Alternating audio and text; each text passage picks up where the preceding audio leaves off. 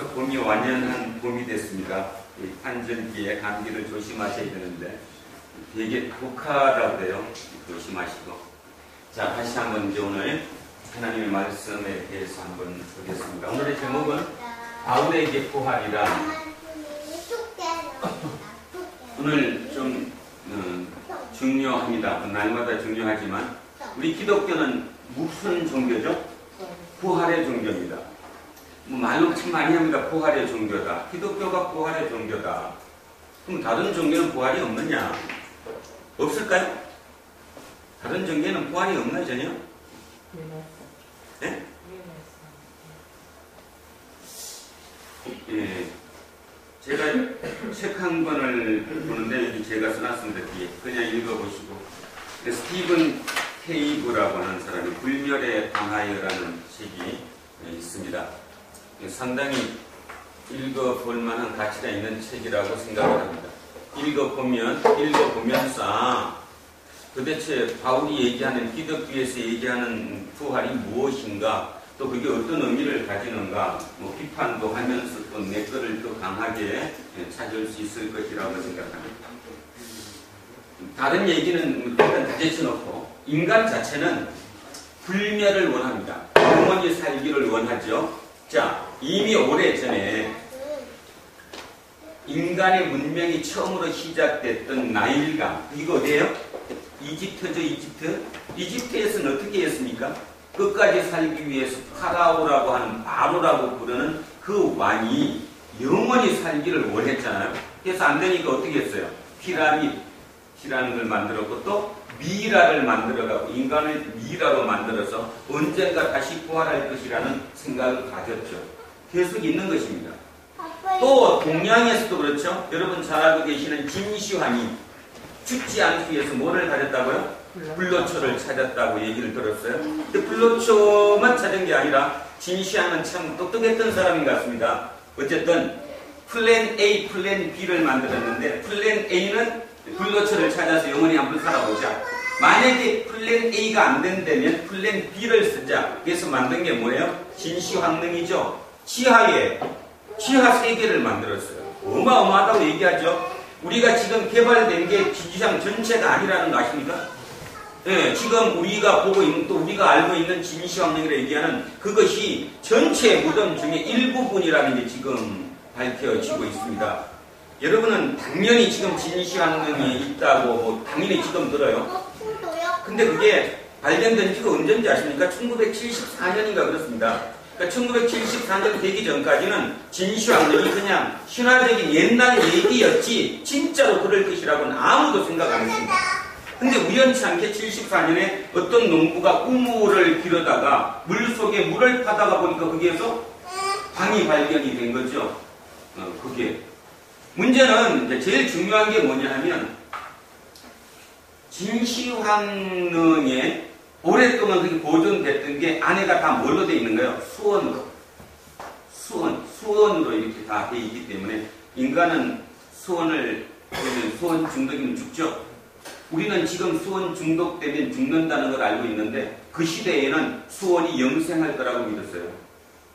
어찌 보면 여러 학자들 중에 이런 학자들도 있습니다. 진시황이 빨리 죽었던 이유는 수원 중독일 가능성이 크다라고 하는 사람들도 있습니다. 그러니까 그때 당시의 생각으로 하나는 알고 둘을 몰랐던 거지.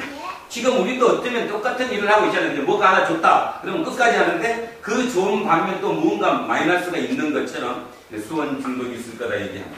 자, 어찌됐건 인간은 끊임없이 살기를 욕망합니다. 그래서 지금 이 스티븐 케이브라는 이 분의 핵심 논리는 뭐냐 하면 인류가 여기까지 발전한 모든 근본이 결국은 불멸을 추구했기 때문에 여기까지 왔다라고 이제 본인은 얘기해요. 저는 지금 그런 뜻으로 얘기하는 게 아니라 오늘 우리는 기독교인입니다. 도대체 기독교인이 무엇이냐? 누가 기독교인이냐는 거죠. 기독교인은 부활 종교라고 얘기하는데 이 부활이 누가 전한 거죠? 바울이 전한 것이라는 것입니다. 바울이 부활을 증거했어요. 도대체 바울이 그 부활이 어떤 의미로 왔기 때문에 완전히 180도 바뀔 수 있었는가? 우리는 막연하게 추측만 합니다. 뭐 그럴 수도 있지 않을까? 만약에 나한테도 어떤 보화를 받다면 나도 그랬을지 않을까? 이렇게 할지 모르지만 실은 아니라는 거죠.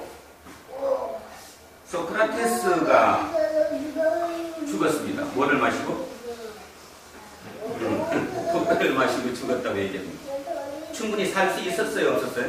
있었다고 얘기합니다. 그냥 말 한마디로 그냥 쉽게 얘기해서 재판관님, 우리 애들 젊은데 우리 아이들 애도 나이도 애도 어린데 그냥 위에서 나 봐주십시오.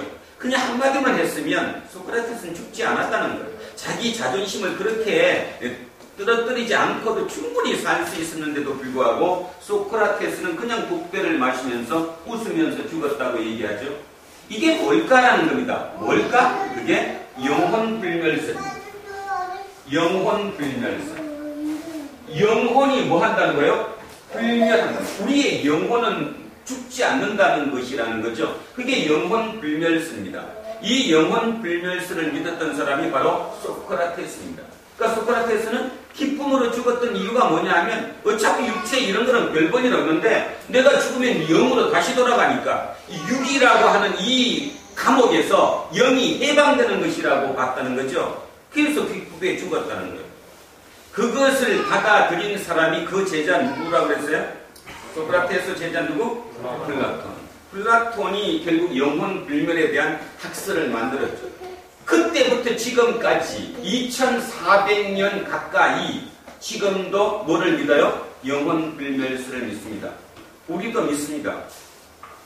예수를 안 믿어도 영혼 불멸설 믿습니다. 그래서 뭐 지내죠? 제사 지내잖아.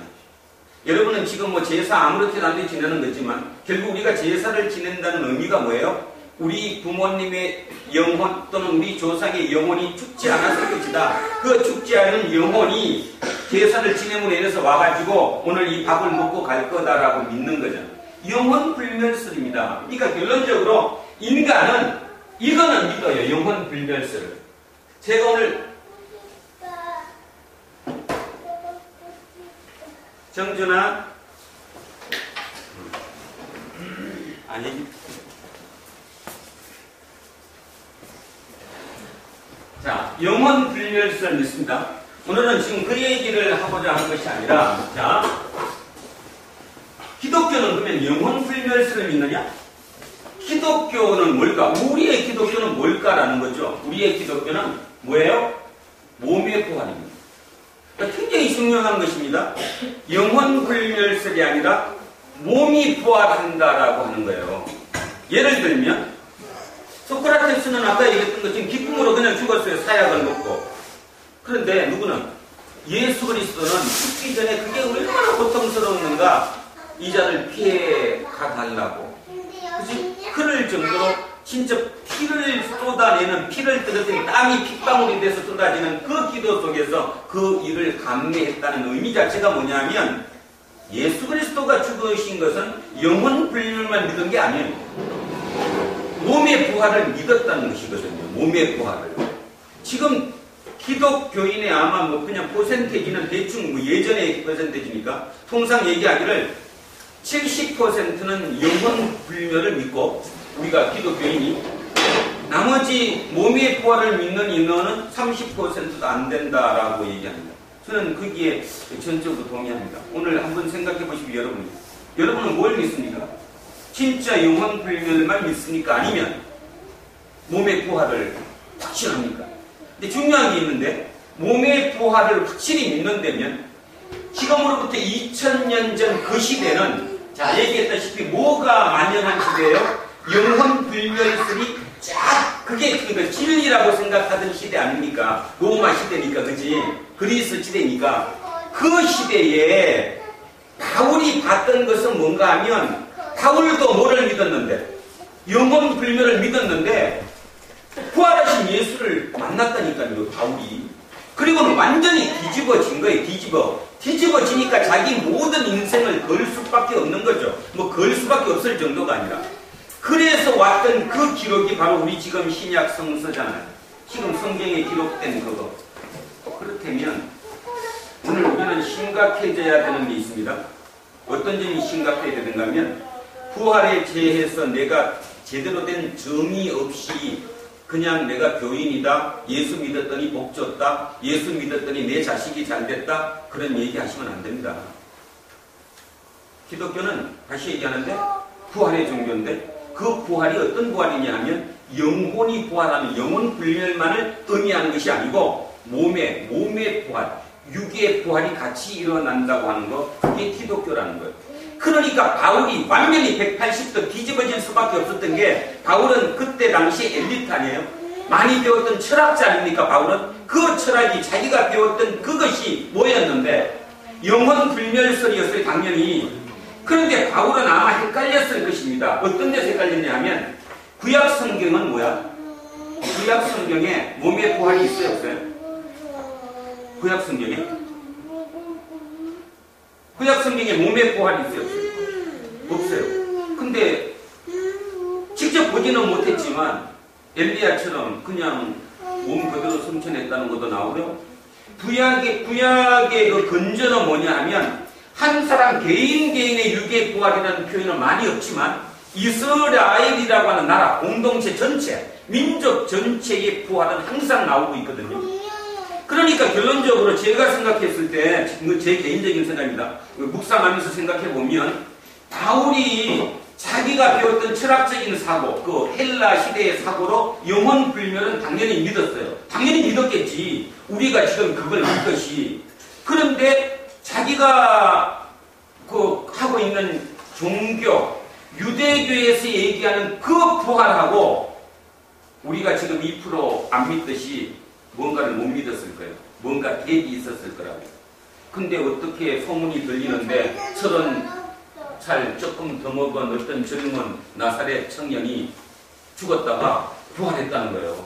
믿었을까 안 믿었을까? 그 얘기를 바울이 믿었을까 안 믿었을까요? 안 믿었죠. 말도 안 된다고 생각했죠, 바울은. 그러니까 말도 안 된다고 생각했어요. 왜냐면 말 자체가 말이 안 되는 거죠. 어떻게 인간이 다시 어떻게 부활되게 진짜 어떻게 된다는 거예요. 그랬는데 중요한 사실은 그로부터 학자에 따라 틀립니다. 어떤 학자들은 1년 아니면 2년에서 3년 정도 지났다라고 얘기하는 학자들도 있고요. 뭐 정확하게 돌아가지 않으니까 모르지만 틀림없는 사실은 1년은 지났어요. 예수님이 이미 부활하시고 승천하신 지 1년 정도가 지난, 1년에서 3년 사이가 지난 다마스커스를 가는 그 도상 길 위에서 만난 거잖아요. 그러니까 어떻게 됐을까요? 완전히 확신이 가져진 거지. 확신이 가져지니까 그분은 뭐라고 생각했을까요? 이거 전해야 된다라고 생각합니다. 제가 이 맨 밑에 읽어보시면 그 얘기 있습니다. 이거 전해야 되겠다. 이게 부활이 이게 진짜구나. 이게 이제 진짜로 분명히 나오는 거구나. 그랬었으니 거기에 당한 자기의 고통은 아무 문제가 없었을 거예요. 충분히 그러면 바울이 가능한 거죠. 그러니까 제가 오늘 왜 이 얘기를 하느냐 하면, 오늘 졸지 마시고 진짜 잘 한번 생각해 보십시오. 생각하시라면 자기가 생각하지 않고 들었던 게 내 걸로 되지 않거든요.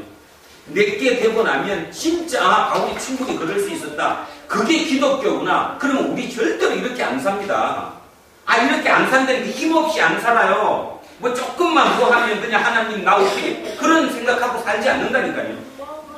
바울은 그 시대에, 지금부터 2000년 시대에 영혼 불멸을 믿던 그 시대에, 그것이 만연한 그 시대에 진짜 사람이 육으로 부활했다는 것에 대한 확신을 가진 거예요. 만났기 때문에. 거기에 대한 그 증거, 그래서 우리의 신약 성서가 기록되고 지금의 기독교가 있는 것입니다. 기독교는 막연하게 된 게 아니에요. 둘 중에 하나입니다. 하나는 바울이 진짜 사기꾼이었던가. 사기꾼이란 말의 의미가 뭐냐 하면요, 이 불멸에 관하여라는 책을 쓴 이 스티븐 케이브는 이런 얘기를 합니다. 인간은 불멸을 원하는데 불멸 중에도 나중에 진짜 육이 죽잖아요. 육은 죽기 때문에 유산을 남기기 원한다. 그 유산이 뭐냐? 명예다, 명예. 예를 들면 영웅이 된다는 거예요. 영웅이. 사람 속에는 영웅이 되고자 하는 욕망이 있다는 거예요. 그것도 일종의 불멸이라고 본 거예요. 이 사람의 얘기로는. 그러니까 만약에 이분의 얘기를 비유하자면 바울은 본인이 영웅이 되고 싶어 했어. 그래서 이걸 끝까지 갔을 수 있고, 하나는 진짜 예수님이 부활하신 거예요. 여러분 두 개 중에 어느 겁니까? 오늘 선택하셔야 됩니다. 제가 답을 내라고는 하지 않지만 오늘부터 끊임없이 내가 믿는 기독교가 뭔가에 대한 생각은 가지셔야 합니다. 여러분 지금 뭐 병 고쳐주고 맨날 그런 종교적인 것이 아니라는 생각을 가지셔야 그게 먼저 돼야 나중게 되는 거예요. 선과 후가 뒤바뀌면 말짱 도루묵 되는 거예요. 그래서 얘기하는 겁니다. 자, 다시 얘기합니다. 바울은 뭐였거나 영웅이 되기를 원한, 그래서 이 분걸 갖고 이게 끝까지 갔거나 아니면 진짜 받거나, 저는 진짜 받다고 생각합니다. 만약에 제가 그 입장이었다면 영웅이 되려고 그 정도 고통당하고 만만치 않습니다. 그랬다면 도중에 한 번이라도 말 실수라도 나와야 됩니다. 자기 그거에 대한 그 논리에 대한. 근데 바울은 말 실수가 없습니다. 일목요연합니다. 항상 거기에 같아요. 논조가. 그렇다면 이거는 그냥 자기가 똑똑한 자기의 능력으로 영웅이 되기 위한 어떤 마음속의 심리 때문이 아니라 진짜를 봤다는 겁니다. 그러면 그 진짜는 어마어마한 거라는 겁니다. 왜냐하면 영혼은 불멸인데 육이 산다고 생각하면 이건 말이 엄청난 거거든요. 그래서 이 부활이라고 하는 것은 우리 기독교의 부활은 그냥 상상을 초월하는 얘기라는 것입니다. 자, 지금도 아픈 강호입니다. 21세기를 사는 지금도 육의 부활을 믿는 사람들이 있어요, 없어요? 믿는 사람들이 있는 게 아니라 원하는 사람들이 있어요. 그래서 제가 여기 그 중에 3개만 써놨습니다. 3개만. 첫째가 뭐였냐 하면 인체 냉동 보존수입니다. 이거는 여러분 많이 들어보셨어요, 이 얘기는. 인체를 냉동에 보존한다는 거예요. 그러면 나중에 뭐 하면 해동시키면 살아날 거라고 보는 거죠. 그때 그 극저온인데 169도입니다. 영하 169도. 영하 169도에 우리 만약에 윤정숙 사물을 갖다 집어넣어. 그럼 얼어버리지. 그러다가 나중에 필요할 때 그걸 해동시켜서 다시 살린다는 거죠. 그게 인체 냉동 보존수입니다. 현직 지금 이미 하고 있죠. 금액은 얼마냐면 15만 불입니다. 15만 불. 얼마 정도? 1억 5천인가? 1억 5천이? 1억 5천. 빨리 1억 5천 만들어갖고 보다 보십니까? 인천 냉동 보존. 근데 두 번째, 이제 어떤 학자들이 최근에 들어왔습니다. 최근에 들어서 어떻게 나왔느냐면, 가만히 생각해보니까 이 몸을 그대로 영하 169도에 올렸다가 해동시켜서 살아나는 것보다는 그게 만약에 살아날 정도가 되면 이거 뭐지? 이 육을 생성시키는 거, 복제하는 것은 충분히 가능하지 않을까? 그러면 요거만 여기 뭐지? 완전 머리죠, 머리. 머리만 냉동해놓자. 머리만 냉동해서 머리에 이 뇌세포, 우리가 지금 얘기하는 요것만 나중에 회복시키면 나머지 이런 거는 그냥 복제로 만들어서 가능할 거다. 그건 몇만 원인가 하면 8만 달러입니다. 머리만 하고자 하는 게 8만 달러. 많은 사람들이 지금 저기에 실제로 하고 있습니다. 15만 달러, 8만 달러. 머리만 합니다. 두 번째 나온 게 이제 마인드 업로딩이라는 건데, 마인드 업로딩. 이건 뭐냐 하면 스캔하자는 거예요. 우리의 마음을, 이 두뇌를 스캔해 놓는 거예요. 스캔이 뭔지 알죠? 컴퓨터 스캔하듯이. 스캔해 놨다가 나중에 어떤 물체, 육을 만들게 되면 그 물체에다가 스캔한 거를 집어넣기만 하면 된다는 거예요. 그렇게 보는 게 마인드 업로딩입니다. 이거에 대해서는 지금 아주 어느 정도까지 지금 기술이 진보되어 있고요. 이론적으로도 가능하다라고도 생각합니다. 마인드 업로딩까지 지금 왔습니다. 그 다음에 가장 최근에 나온 거, 슈퍼지능입니다. 저는 여기에 소름이 끼친다고 그러나? 좀 약이 오른다고 하나? 이거 참 문제 있다고 생각합니다. 저는 위에 3개 중에 맨 밑에 최근에 나온 슈퍼지능이 가장 그럴싸하다고 생각하는데, 이 슈퍼지능은 뭐냐 하면 인간이 아닌 기계, 로봇이겠죠. 말 그대로 지능을 만든 거, 슈퍼지능은. 인간보다 월등히 뛰어난 어떤 지능을 만들어서 그 지능이 우리를 다시 지배해가지고 우리를 부활시키는 거예요. 그래서 이 슈퍼지능을 뭐라고 하는가 하면 디지털 하나님이다. 뭐라고요? 디지털 하나님입니다. 그래서 그냥 만화책이 읽을 것 같은 거 아니면 진짜일까 한번 생각해 보시면 바랍니다. 최근에 들어와서 가장 각광받는 것 중에 하나, 맨 밑에 있는 DG 가시입니다. 저것을 연구하는 학자들은 상당히 많은데 저분들 얘기는 그거예요. 로봇의, 그러니까 슈퍼 지능이 우리보다 어마어마하게 뛰어나기 때문에 그 지능들이 연구를 해서 우리 인간을 다시 부활시키는 어떤 답이 나올 거다. 그렇게 되면 결국은 거기가 하나님이 된다는 거죠. 그래서 디지가시라고 얘기합니다. 웃은 소리 같지 않죠? 실제로 지금 우리 살아있는 이곳에 저런 일이 벌어지고 있다는 것입니다. 왜냐하면 부활하고 싶으니까. 자, 두 번째 문제. 부활의 문제는 뭐냐 하면, 이제 제가 이제 얘기하는 겁니다. 기독교에서 얘기하는 거. 제가 보건대 그러니까 바울이 얘기하는 부활을 우리가 하게 되면 어떤 문제가 있을 수 있냐 하면, 자, 잘 보셔야 됩니다. 바울의 개념대로 내가 나중에 부활하면 언제 부활하죠? 나팔 소리가 날 때. 나팔 소리가 날 때. 그 말은 뭐예요? 우리가 무덤에 있다라는 거잖아요. 오늘도 이 본문에 우리 읽었던 본문에 잠이라고 표현됐듯이 바울 서신을 바울이 쓴 성경을 많이 보면 그게 잠잔다는 표현을 참 많이 써요. 그죠? 잠자는 게 그냥 잠잔다는 게 아니라 바울은 죽음을 잠잔다고 본 거예요. 그 의미를 한번 생각해 보십시오. 왜 성경에 잠잔다고 그랬을까? 바울이 사람이 죽었는데 왜 잔다고 얘기했을까? 무슨 뜻입니까? 자다가 깨어나듯이 우리 몸이 다시 그대로 다시 부활한다고 확신을 했기 때문에 잠잔다라고 표현을 했어요. 자, 그러면 잠을 자요? 잠자는 것이 이제 뭐가 돼요? 잠을 자는 것이 나중에 도로 이렇게 살아나는 것처럼 우리는 잠자는 형태로 죽음에 간다는 거죠. 그래서 마지막이 되면 나팔 소리를 듣고 우리가 다 부활한다는 건데, 문제는 이제 지금부터 문제입니다. 부활하는 것까지도 이해를 하자.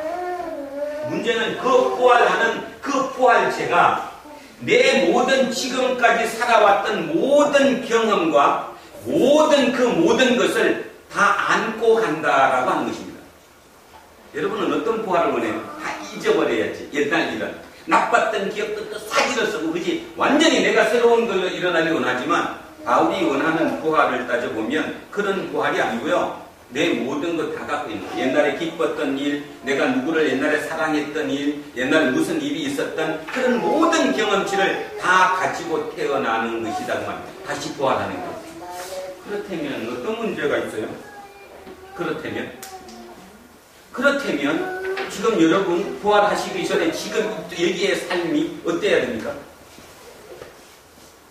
아니, 부활할 때 다 갖고 태어난다니까. 김노을 그치? 싸운 것도 다 기억이 나고, 그치? 옛날에 좋았던 기억, 슬펐던 기억, 모든 것을 다시 부활할 때 다 가지고 가는 것이라니까? 그러면 답이 나오잖아요. 바울이 얘기하는 거. 뭐예요, 그럼? 지금 현재 사는 때 잘 살아야 된다. 자, 사도행전 24장 한번 갑니다. 사도행전 24장.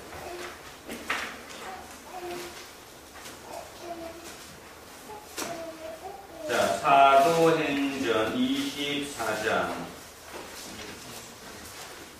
200 얼마? 229, 230, 24장. 자, 사도행전 24장 230쪽 정도 있겠네요, 대충. 자, 사도행전 24장입니다. 24장에 21절. 자, 한 분 같이 읽겠습니다. 21절만 시작. 오직 내가 그들 가운데 서서 외치기를 내가 죽은 자의 부활에 대하여 오늘 너희 앞에 신문을 받는다고 한 이 한 소리만 있을 따름입니다. 자, 결국 답은 바울이 잡혔거든요, 지금. 잡혔는데 뭐 때문에 잡혔다고 얘기하는 거예요, 지금? 누구의 부활? 죽은 자의 부활. 몸의 부활이에요. 몸의 부활. 영혼의 부활이 아닙니다. 자, 죽은 자의 부활에 대해서 얘기한 것 때문에 지금 바울이 잡혔어요. 잡혔다고. 그랬더니, 자, 24절입니다. 24절, 25절, 자, 같이 읽습니다. 시작. 수일 후에 벨릭스가 그 안에 유대 여자 드루실라와 함께 와서 바울을 불러 그리스도 예수 믿는 도를 듣거늘. 그리스도 예수를 믿는 도를 듣거늘. 뭔 뜻이에요? 너가 지금 믿는 이 도가, 그러니까 종교가, 기독교가 무엇이냐 물었어요. 자, 시작. 25절 시작. 바울이 의와 절제와 장차 오는 심판을 강론하니 벨릭스가 두려워하여 대답하되 지금은 가라. 내가 틈이 있으면 너를 부르리라. 자, 불러주세요. 벨릭스가 물었어요. 자, 지금 첫 번째 조건. 바울이 왜 잡혔어요? 죽은 자의 부활. 그냥 부활하면 안 돼요. 이게 아니라니까. 죽은 자의 부활. 그죠? 몸대로 죽은 자가 다시 살아나는 것에 대해서 얘기하니까 이 사람들이 믿을 수가 없는 거지. 그래서 잡혔어요. 그랬더니 벨릭스 총독이 바울을 불러다가 야, 너가 믿는 그 종교가 도대체 뭐냐? 핵심을 얘기해봐라. 그랬더니 핵심을 세 가지로 얘기했어요. 첫째가 뭐? 의. 앞에 이거 쓰겠습니다. 그 다음 뭐? 절제. 자, 그 다음? 심판.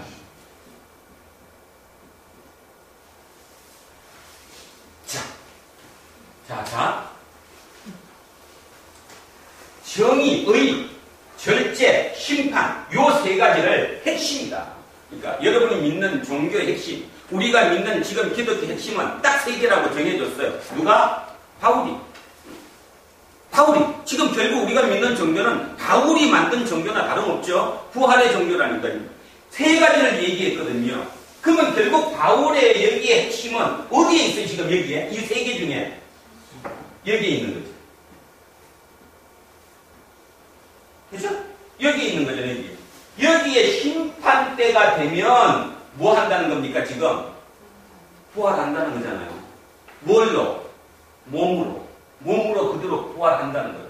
중요한 사실은 바울이 얘기하는 거고 성경에 지금 우리 뭐 빌립보서, 고린도전서 계속 하고 있지만 끝없이 얘기하는 핵심이 뭐냐 하면 심판 때에는 뿌린 대로 거둔다는 거예요.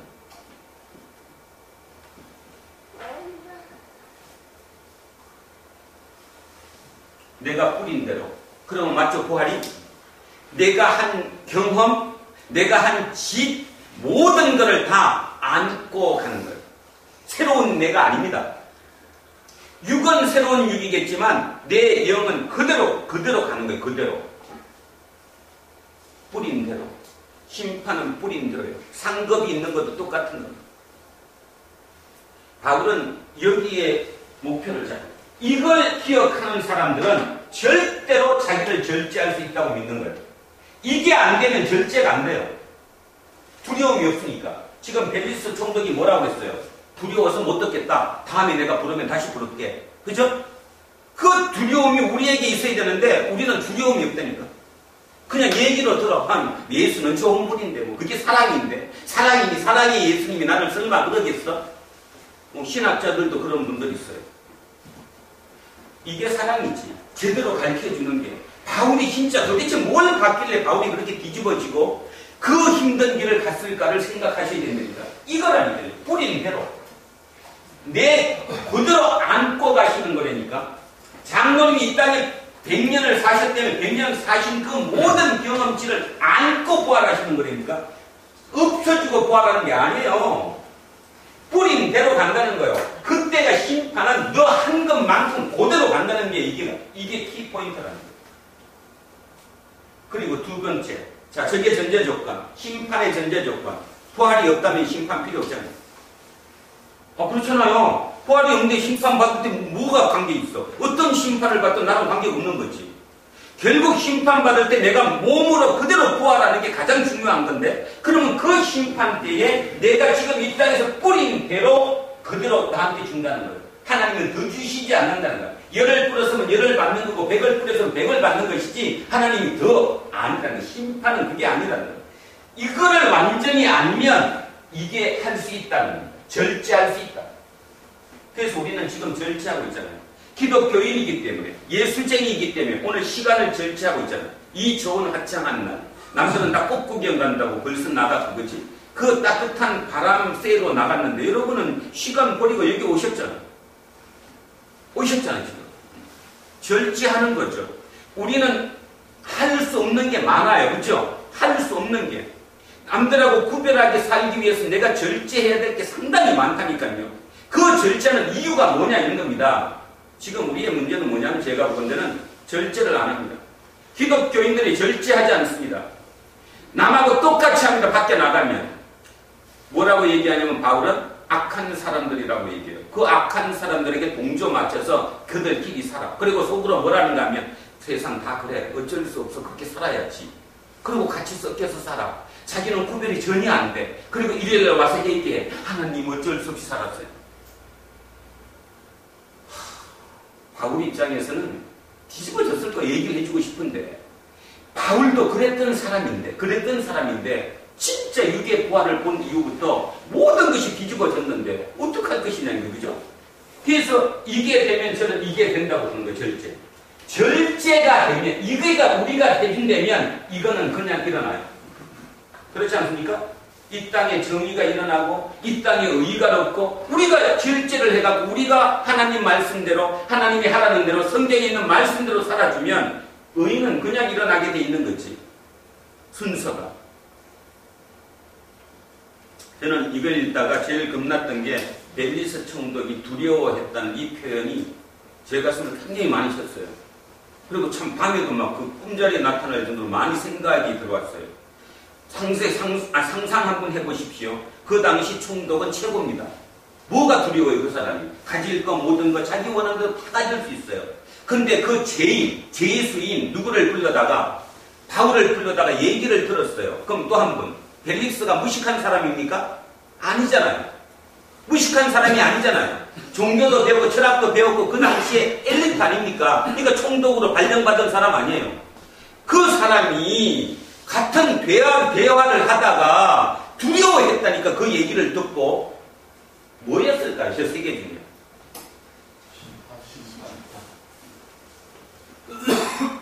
우리 지금 심각하셔야 됩니다. 저보고 자꾸 겁준다고 생각하지 마시고 진짜 성경으로 제대로 한번 돌아가 보자니까요. 이걸 너무 멀리하고, 그치? 성경 책도 읽지도 않고 보지도 않고 그것도 얘기를 또 하지도 않아. 그리고 대충 그냥 막연하게 오늘도 복 주십시오. 하나님 입장 한번 생각해 보셨어요? 하나님 입장은 도대체 어떤 복을 줘야 될지 하나님이 답답하실 것 같아요.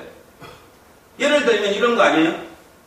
한빈이가 맨날 아버지한테 복 달라는 거예요. 어떤 복? 담배 사피우게 돈 달라고. 예를 든다면 술 한 잔 사먹게. 아이고 살기 힘드니까 날마다 괴로우니까 괴로움을 잊고 살기 위해서 하루에 소주 한 병 살 수 있게 돈 달라고 한다면, 소주 달라고 한다면 그 아버지가 그거 맨날 어떻게 줄까? 물론 간혹가다 한 번은 줄 수 있겠지. 진짜 위기에. 우리의 문제. 그래서 제가 지난주에 저기 보시라고 하는 배상민 교수 보셨습니까? 꼭 한번 보십시오. 제가 그걸 보면서 두 사람이 비교가 됐습니다. 믿음에 대해서 얘기하는 겁니다. 기독교인에 대해서. 배상민 교수는 분명히 자기가 그 2시간 가까운 이상 되는 강연을 하면서 자기가 기독교인에 대해서 뭐 종교적인 것에 대해서 강하게 강조하지 않았음에도 불구하고 그분이 얘기하는 멘트 하나하나 또 그분이 지금까지 했다는 그 내용을 들어보면 성경이에요. 아니었습니까? 맞죠? 논조 자체가 성경이었습니다. 그분은. 그래서 제가 가장 기억에 남는 게 뭐였냐면 그분 얘기 중에 자기가 디자인하는 그것이 아름다운 쓰레기였다는 걸 느꼈다는 거. 이야, 그죠? 여러분 지금 사업을 하는데 돈을 엄청 벌거든요. 그러면 뭐만 생각해요? 사업의 내용이 중요한 게 아니라 돈을 버는 게 좋은 거잖아요, 지금, 그지? 그 돈을 버니까 얼마나 좋아. 하나님이 복 받았잖아요. 근데 그는 지금 뭐라고 얘기하느냐 하면 디자인을 해주는 디자이너예요. 그러니까 당연히 큰 회사, 유명한 회사에 뭐가 돼가지고 디자이너가 돼가지고 그쪽이 원하는 디자인을 해주면 나한테 엄청난 부가 들어오는 거예요. 그죠? 그리고 그거 하는 직업 자체가 디자이너고 자기 회사가 디자이너 회사잖아. 그러면 당연히 저쪽이 원하는 디자인을 해줘야 되는 게 당연히 맞는 거지. 어느 날 느꼈대잖아요. 그죠? 어느 날. 아, 이게 아름다운 쓰레기를 내가 만들고 있구나. 아름답다는 표현은 디자인이 안 되니까 디자인이고 쓰레기란 말은 결국 그게 나맞자는 거다. 그렇다면 가치를 두자. 그래서 나온 거 많이 봤죠, 거기? 참 기발한 거 많아요. 모기 퇴치기부터만 기발한 거. 그걸로 17억 기부했답니다, 지금까지. 17억. 17억이 작은 돈 아니거든요. 그분은 말 그대로 자기 디자인으로서 디자인을 유리한, 사회에 이익이 되는, 또 힘든 사람들에게 이익이 되는 디자인을 만들어서 그들을 도와줌으로 인해가지고 17억을 기부를 하는 그런 삶을 살았다고 얘기합니다. 근데요, 또 한 사람 보겠습니다. 누구죠? 이규태 장로입니다. 삼선동에 있는, 서울 삼선동에 있는 본성결교회 장로님이십니다. 그분은 이렇게 간증합니다. 자기는 지금까지 자기가 밥을 굶어도 목사님 밥을 먼저 먹였다. 자기 집을 사기 전에 교회를 먼저 건축했다. 어디 들어본 것 같지 않습니까? 지금까지 대한민국의 간증 스토리의 핵심입니다. 그죠? 그래서 자기는 성공했다라고 얘기합니다. 장로님 연배 되시는 분들의 다 공통입니다. 네. 그거를 봤을 때 제가 욕하고자 하는 거 아닙니다. 그분 딸입니다. 그러니까 그 장로님 입장에서는 자기는 진짜 하나님께 최선을 다한 겁니다. 그리고 지금 그 모든 여건이 그 복에 받은 대가예요. 그렇죠? 그리고 이름도 뭐라고 지었어요? 일광. 예수님의 빛이라는 거예요. 빛. 빛이 하나니까. 오직 하나 유일한 빛이 누구예요? 하나님이지. 예수 그리스도고. 그래서 일광이에요. 일광. 제가 원하는 건 그 얘기입니다. 그러면 좋습니다. 그분이 원하는 대로 자기는 자기 집 사기 전에도 먼저 뭐부터 했고 교회부터 지었고 그 다음에 교회 목사님이 굶을 때 자기가 안 먹더라도 목사님 먼저 먹이셨고 그래서 지금 그 복을 받았다고 얘기를 해요. 자, 그럼 좋습니다. 아름다운 쓰레기 얘기했던 것처럼 그랬었으면 대종상 영화제를 왜 주최할까요? 그 많은 돈을 들이면서. 그게 과연 사회에 그런 덕이 될 것인가? 아니면 만약에 이런 거잖아요. 거기에 뭐 클라라란 연예인을 키워주는 것이 과연 하나님의 뜻을 실천하는 방법 중에 그렇게 대단할 걸까? 아니, 저는 의심이 참 많이 갔어요. 교회 장로님이 그 복받은 그 대가로 그런 일을 할 이유는 저는 전혀 없다라고 생각하는 거죠. 아까 배상민 교수가 그 디자인을 갖고도 자기가 만든 그 디자인이 아름다운 쓰레기가 된다고 느꼈던 그 순간이 왜 그 장로님에게는 안 나타났느냐 그 얘기입니다. 왜 안 나타났을까요? 본질이 틀려요. 의심하지 않았기 때문에. 생각하지 않았기 때문에. 여러분 생각하셔야 돼요. 하나님이 누구신가도 생각하셔야 되고요. 성경 말씀을 읽다가 의심나면 이게 왜 그런가 생각하셔야 합니다. 생각하지 않아서 기독교는 죽습니다. 예수님이 가라사대 말씀하시면 누구에게 얘기했어요? 제자들에게. 그러면 제자들이 왜 그건 그렇습니까? 대화를 했어요. 그죠? 소크라테스가 너 자신을 알라. 제가 지난번에도 얘기했듯이 이게 뭐예요? 문답법이잖아. 물으면 답을 구하게 됐어. 의심하고 그 답을 구하는 그 과정을 통해서 발전해 온 거죠. 그죠?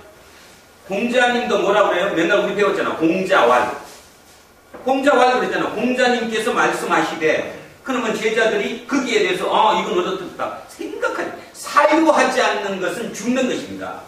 우리 기독교는 사유하지 않습니다. 성경 필사를 100번 하고도 사유하지 않아요. 그리고 그 믿음이 아까 그 이규태 장로의 그 믿음이에요. 내가 열심히 했더니 교회를 지어줬더니 그치 제사장을 섬겨줬더니 나는 복받았다라고 얘기하는 거예요. 이거 참 얼마나 문제가 있는 것입니까 지금. 바울은 절대로 그러지 않았습니다. 바울은 진짜 절대로 그런 논장으로 한 번도 한 적이 없어요. 그래서 제가 이제 부활주일 5번째 사순절 5번째 주일인데요. 오늘 여러분 속에 조 3마디를 완전히 새기시기를 원합니다. 그리고 우리가 믿는 부활의 종교라고 얘기하는 부활이 도대체 무슨 의미인가를 진짜 꼭 좀 새겼으면 좋겠습니다. 아멘? 진짜입니다. 진짜 막연하게만 남들이 봐라 그것이 아니고 완벽하게 틀린 겁니다. 쉽게 얘기하면 지금까지 이어오는 소크라테스가 얘기했던 영혼 불멸설이 바울은 완전히 팽개치고 바꾼 것입니다.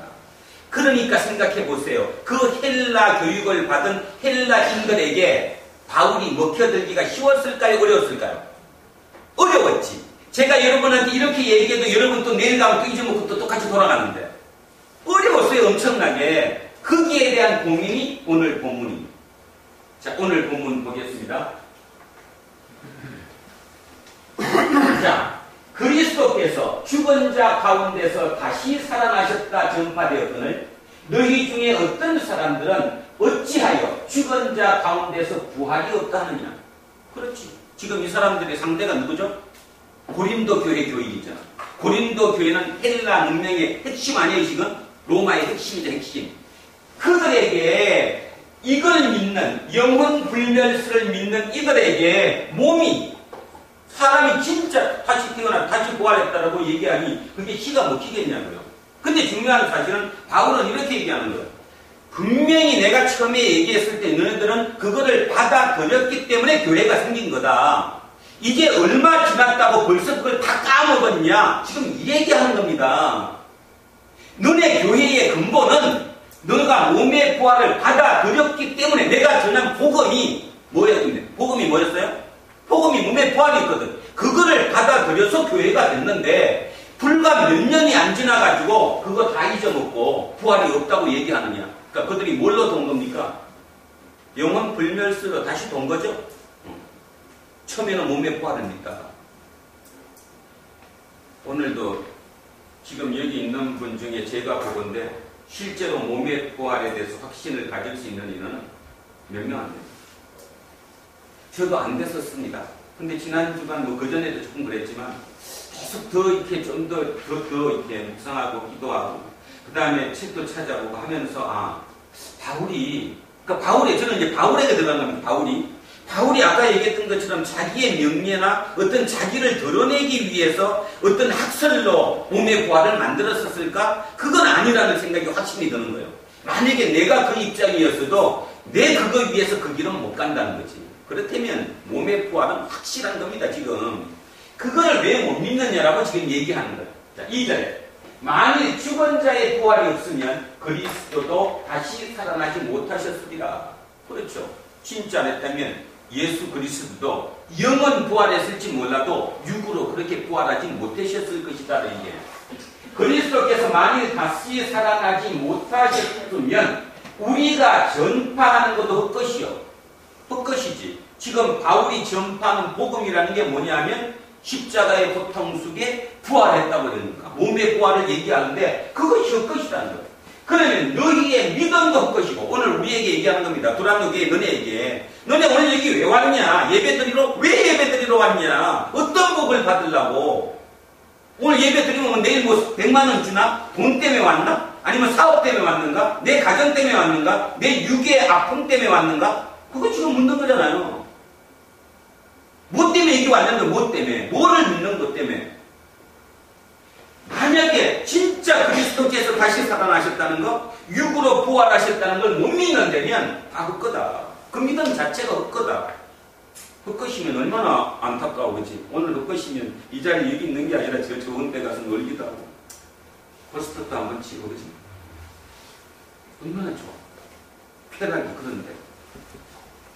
15절 또 우리가 하나님의 거짓 정인으로 발견되리니 왜 거짓 정인이냐면 하나님이 그리스도를 다시 살렸다고 우리가 증거하고 있으니까 입으로는 하나님이 그리스도 예수님을 다시 살리셨다고 입으로는 얘기하는데 네가 정작 그리스도의 몸의 부활을 믿지 않는다면 너 자체가 이미 거짓 정언이라는 거짓 정인이지. 우리가 거짓 정인. 자, 만일 죽은 자가 다시 살아나는 일이 없으면 하나님이 그리스도를 다시 살리지 아니하셨으리라.